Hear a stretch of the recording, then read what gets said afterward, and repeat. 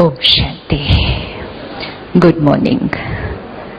आप सबको अपने आप को सामने से देखना चाहिए था जब आप इतने प्यार से एक्सरसाइज कर रहे थे। It was such a beautiful sight. ऐसा लगता था किसी स्कूल में सब छोटे छोटे बच्चे कर रहे हैं। Very very nice. ये होता है जब हम ईगो हमारी हमें भूल जाती है कि हम कौन हैं और हम परमात्मा के घर आकर कैसे बन जाते हैं, छोटे छोटे बच्चे बन जाते हैं।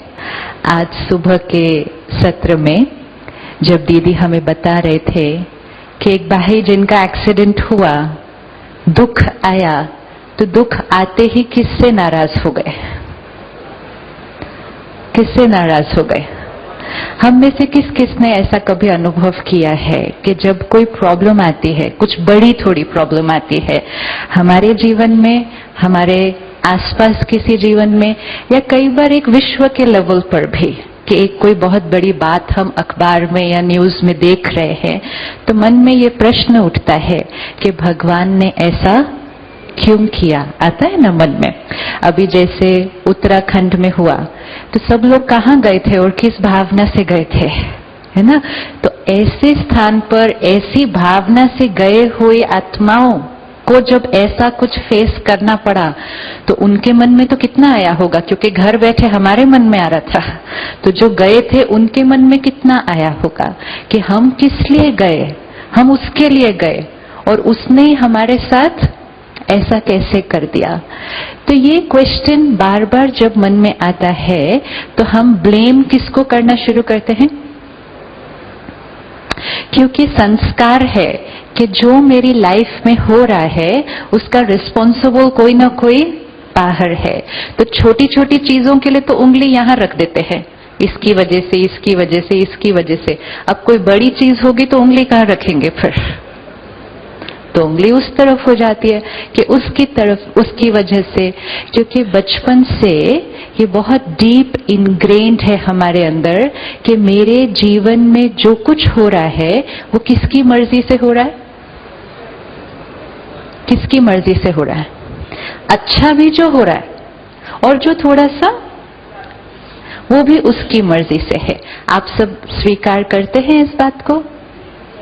थोड़ा सा हाथ उठाओ, कौन कौन स्वीकार करता है मेरे जीवन में जो कुछ हो रहा है वो परमात्मा की मर्जी से हो रहा है? ऐसे ऐसे ऐसे नहीं करना कभी भी, ऐसे नहीं तो ऐसे। डिसाइड, हाँ या ना, right? Because everything is happening according to God's will. पत्ता पत्ता भी उसकी मर्जी से हिलता है। सुना, पढ़ा, कभी सोचा नहीं लेकिन उसके ऊपर। क्योंकि अगर हम थोड़ा सा भी सोचे कि अगर सब कुछ भगवान की मर्जी से हो रहा हो, अगर ये पूरी सृष्टि, हर एक का जीवन, हर एक फैमिली, हर एक बिजनेस, हर एक चीज अगर भगवान की मर्जी से चल रही हो तो हर चीज कैसी होगी? अगर चेयरमैन परफेक्ट और फिर चेयरमैन की मर्जी से पूरी ऑर्गेनाइजेशन चल रही हो तो ऑर्गेनाइजेशन कैसी होगी? आज तो ऑर्गेनाइजेशन थोड़ी सी परफेक्ट से काफी दूर है। एक भी परिवार नहीं मिलेगा इस समय जहां सब कुछ परफेक्ट है। कहीं हेल्थ की थोड़ी प्रॉब्लम है, कहीं वेल्थ की थोड़ी प्रॉब्लम है, कहीं रिश्तों में थोड़ी प्रॉब्लम है, कुछ ना कुछ छोटा मोटा बड़ा, बाकी बड़ी बड़ी चीजें और अलग। अगर किसी के घर कोई बच्चा पैदा हुआ जो पैदा होते ही फिजिकली या मेंटली बीमार है, उसकी मर्जी से, उसकी मर्जी से, उसकी मर्जी से। अगर किसी के घर एक बेटा पढ़ा लिखा सब कुछ हुआ और 20-21 साल की एज में कुछ हुआ और शरीर छोड़ दिया, उसकी मर्जी से,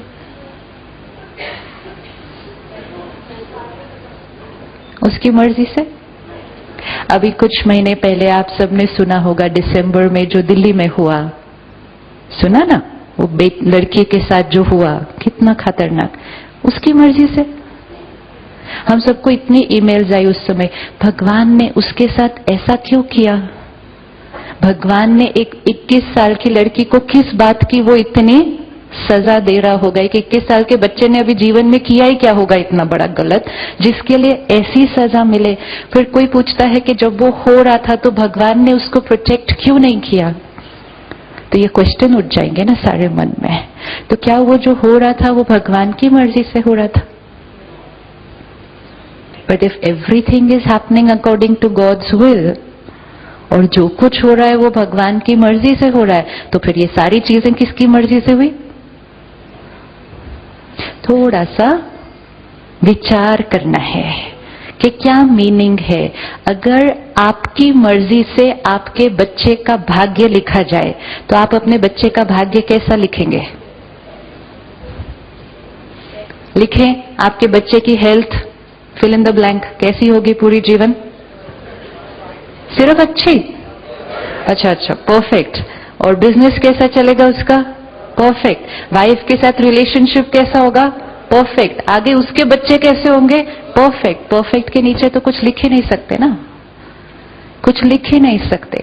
अगर आपके 2-3 बच्चे हैं और उन 2-3 बच्चों का भाग्य लिखना है, एक बच्चा बहुत आज्ञाकारी है, दूसरा बच्चा थोड़ा मस्ती वाला है, तो दोनों का भाग्य लिखेंगे तो कितना फर्क लिखेंगे? जो आज्ञाकारी है उसका थोड़ा अच्छा, थोड़ा सा ज्यादा अच्छा, थोड़ा सा नहीं। This is proof, this is proof कि अगर आज हम मनुष्य आत्मा भी अगर अपने बच्चे का भाग्य लिखेंगे तो कैसा भाग्य लिखेंगे? एक तो परफेक्ट लिखेंगे और दूसरा इक्वल लिखेंगे। अगर आप अपने बच्चे का नहीं, आपके साथ जीवन में किसी ने बहुत गलत किया है, उसके बच्चे का भाग्य लिख रहे हो, तो अब आप ऐसा कुछ लिखेंगे जो आजकल दुनिया में हो रहा है? मतलब आपका सो कॉल्ड दुश्मन भी जिसको अगर हम कहेंगे, उसके लिए भी आप ऐसा भाग्य लिखेंगे जो उस लड़की के साथ हुआ या बच्चों के साथ होता है? नहीं लिखेंगे। तो जब हम अपने दुश्मन के लिए भी सो नहीं लिख सकते तो वो हमारे लिए कैसे लिख रहा है? फिर थोड़ा सा तो सोचना पड़ेगा ना। जो चीज हम नहीं लिख सकते किसी के लिए, वो हमारे लिए लिख रहा है। अगर भगवान हमारा भाग्य लिखे, एक परफेक्ट होगा और दूसरा सबका भाग्य सेम होगा। आज तो हमारी इक्वालिटी में बहुत अंतर है। किसी का हेलीकॉप्टर उसके घर पे लैंड कर रहा है तो किसी को डस्टबिन में जाके खाना ढूंढना पड़ता है। तो अंतर कितना है। कोई 100 साल की आयु तक हेल्दी है और कोई पैदा हुए पहले दिन से ही, there's too much difference, too much difference. So we have to think कि क्या ये सारा भाग्य सब कुछ परमात्मा की मर्जी से हो रहा है। एक और बिलीफ सिस्टम बचपन से सुना, जैसा कर्म करेंगे वैसा फल मिलेगा। इसको कौन कौन मानता है? अच्छा, अभी 2 बिलीफ सिस्टम है, दोनों को लें। जैसा कर्म करेंगे वैसा फल मिलेगा, एक। दूसरा, जो कुछ हो रहा है वो भगवान की मर्जी से हो रहा है। क्या दोनों एट अ टाइम पॉसिबल है? मैं आत्मा जैसा कर्म करूंगी वैसा मुझे फल मिलेगा। मतलब मेरे जीवन में जो कुछ हो रहा है वो किसका रिटर्न है? वो मेरे कर्म का रिटर्न। वो एक ऑप्शन है। दूसरा ऑप्शन है मेरे जीवन में जो कुछ हो रहा है वो उसकी मर्जी से हो रहा है। दोनों पॉसिबल है?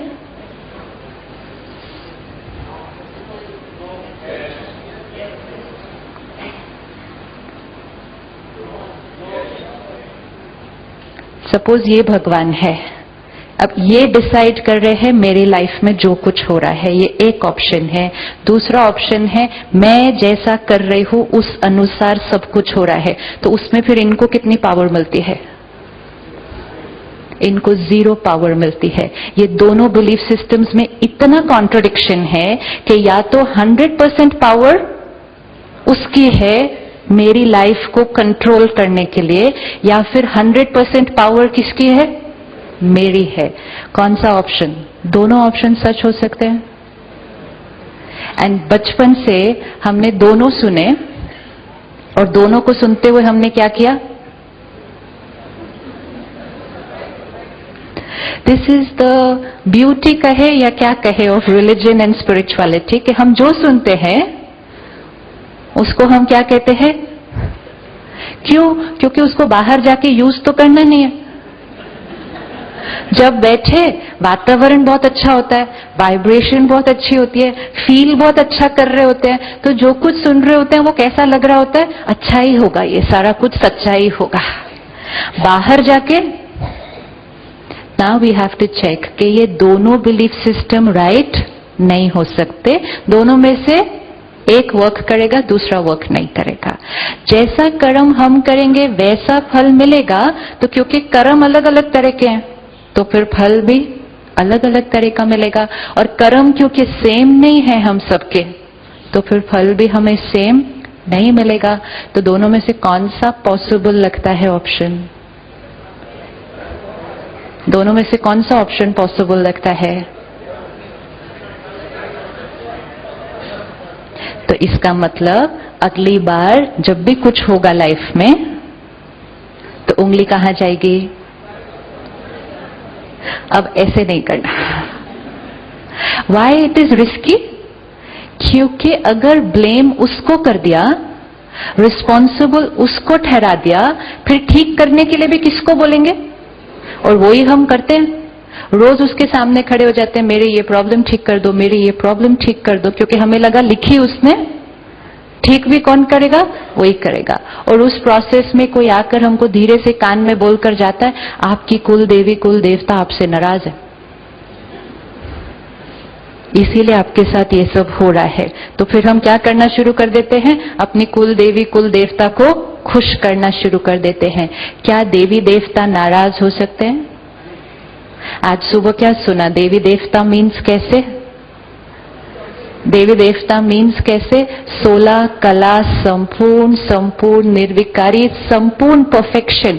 फिर संपूर्ण परफेक्शन नाराज, संपूर्ण परफेक्शन श्राप देगी। अगर आपका बच्चा कुछ गलत करे, आप उसको श्राप देंगे? आप उसको श्राप देंगे? देवी देवता तो छोटी छोटी बात पे श्राप देते रहते हैं, देते हैं ना? इतना सा किया श्राप, ऐसा कुछ किया श्राप। पूरी शास्त्रों में हम सिर्फ श्राप श्राप श्राप सुनकर हमारे मन में उनके प्रति क्या भर गया? अब डर। हम परमात्मा से और देवी देवताओं से अब क्या करने लग गए हैं? डरने लग गए हैं। Fear and love can not exist together, there will be either fear or there will be love. Now we have to decide, do we want to be God fearing or do we want to be God loving? तो आज से बहुत confidently कहना, मैं भगवान से डरता नहीं। क्यों डरता नहीं? क्योंकि भगवान से भी अगर डरेंगे तो फिर क्या रह गया? जो प्यार का सागर है उससे हमें डरना नहीं है। क्योंकि वंडरफुल बात यह है कि हम कुछ भी कर लें, वो सिर्फ क्या देगा? वो सिर्फ क्या देगा? जब हम खुद सीख रहे हैं कि हमें अनकंडीशनल लव देना है, तो वो क्या देगा? वो सिर्फ और सिर्फ प्यार देता है, प्यार देता है, पावर देता है, ब्लेसिंग देता है।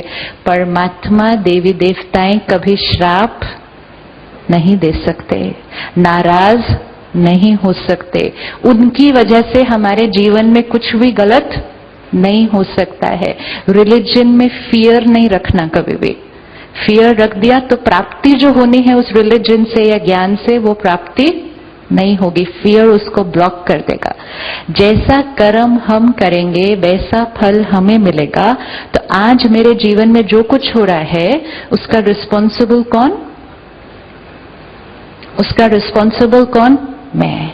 अब अगर उसमें कुछ चेंज करना है तो हमें किसके पास जाना है? अपने पास। Easy, difficult? इजी या difficult? Now it becomes very very easy, becomes very very easy. सारा दिन में हम जो सोचते हैं, बोलते हैं, करते हैं, 3 energy level, thought, word, action. जो हम सोच रहे हैं, बोल रहे हैं, कर रहे हैं, वो एनर्जी है जो मैं आत्मा क्रिएट करती हूं, क्रिएट करके उसको बाहर रेडिएट करती हूं। जो मैं आपके बारे में सोचूं, आपसे मैं बोलूं और आपके लिए मैं करूं, it's energy which I create and I radiate. So energy from me going outside, ये कर्म है, ये कर्म है।